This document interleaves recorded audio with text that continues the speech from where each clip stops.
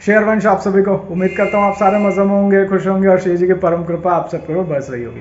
दोस्तों, अगर आप श्री जी की असीम कृपा से परम पूज्य श्री सदगुरुदेव भगवान द्वारा दीक्षित हैं तो आप पक्का 11 माला गुरु मंत्र की जरूर करते होंगे तुलसी माला पर। और अगर आप श्री जी की कृपा से गुरुदेव भगवान द्वारा दीक्षित होने के लिए नियमावली पर चल रहे हैं, उनके द्वारा दीक्षित होने के नियम आपने ले रखे हैं, तो भी आप राधा वल्लभ श्री हरवंश की 11 माला तुलसी पर करते होंगे। तो दोनों स्थितियों में हम एक चीज अगर आपने नोट की हो तो हम जो नए साधक हैं, जो गुरु मंत्र अभी जपने शुरू किए हैं या अभी जिन्होंने राधा वल्लभ श्री हरवंश जपना शुरू किया है कुछ समय से, कुछ महीनों से या कुछ साल से, तो हम जो नए साधक हैं हमारे अंदर एक भावना जरूर आती है। अक्सर हमें ऐसा लगता है कि कहीं हमने जपने में कोई त्रुटि तो नहीं कर दी है, भले ही हमसे चाहे ना हो, लेकिन हमारे मन के अंदर यह भाव अक्सर आ जाता है कि कहीं हमने गुरु मंत्र या राधा वल्लभ श्री हरवंश की जो हमने मालाएं की हैं वो ठीक से कर ली नहीं कर ली।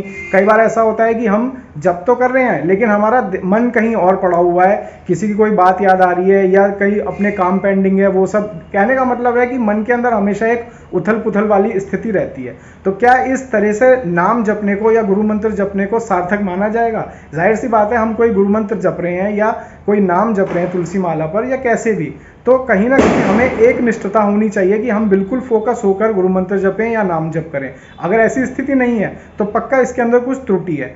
तो उस त्रुटि से बचने के लिए क्या किया जाए? क्योंकि हम सांसारिक जन हैं, कई बार मानसिक स्थिति या शारीरिक स्थिति ऐसी होती है कि हम ना चाहकर भी अपना पूरा फोकस गुरु मंत्र पर या नाम जप पर नहीं कर पाते, तो इसको त्रुटि माना जाता है। तो फिर इस त्रुटि से कैसे बचें?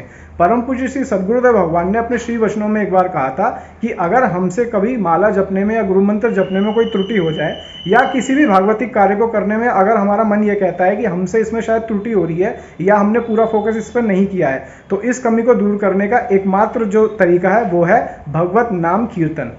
तो दोस्तों, अगर आप भी इसी तरीके से कोई त्रुटि महसूस कर रहे हैं अपने जीवन में, चाहे वो नाम जप में हो, चाहे वो गुरु मंत्र जप में हो, चाहे वो किसी और भागवतिक कार्य में हो, तो हमें सबसे अच्छा तरीका यह है। एग्जाम्पल के तौर पे मैं आपको बताता हूं, जैसे मान लीजिए गुरु मंत्र की हमने 11 माला की या नाम जप की 11 माला करी और लगा कि कुछ त्रुटि है, पूरा फोकस नहीं हो पाया, कुछ कमी रह गई है, तो फौरन हम कम से कम 5 या 10 मिनट निकाल के हम नाम कीर्तन करें, राधा राधा नाम कीर्तन करें या राधा वल्लभ श्री हरवंश नाम कीर्तन करें। और उससे क्या होता है कि भगवत नाम कीर्तन इतना महान होता है, इतना यशगान होता है उसके अंदर कि जो हमारी करी हुई त्रुटि होती हैं वो उसको समाप्त कर देती हैं। तो अगली बार आप ऐसे ही करिएगा। मैं तो गुरुदेव भगवान की आज्ञा मानकर यही करता हूं। जब भी मुझे ऐसा लगता है कि कहीं कोई त्रुटि हो गई है या कुछ ऐसा लग रहा है कि कुछ कमी है, तो मैं फौरन भगवत नाम कीर्तन करके उसकी त्रुटि को कंप्लीट करने की, क्षति पूर्ति को करने की कोशिश करता हूं। उम्मीद करता हूं आपको वीडियो अच्छी लगी होगी। जल्दी मिलूंगा आपसे एक नए वीडियो पर, नए कंटेंट पर। अपना ख्याल रखिए, मुस्कुराते रहिए। श्री हरिवंश।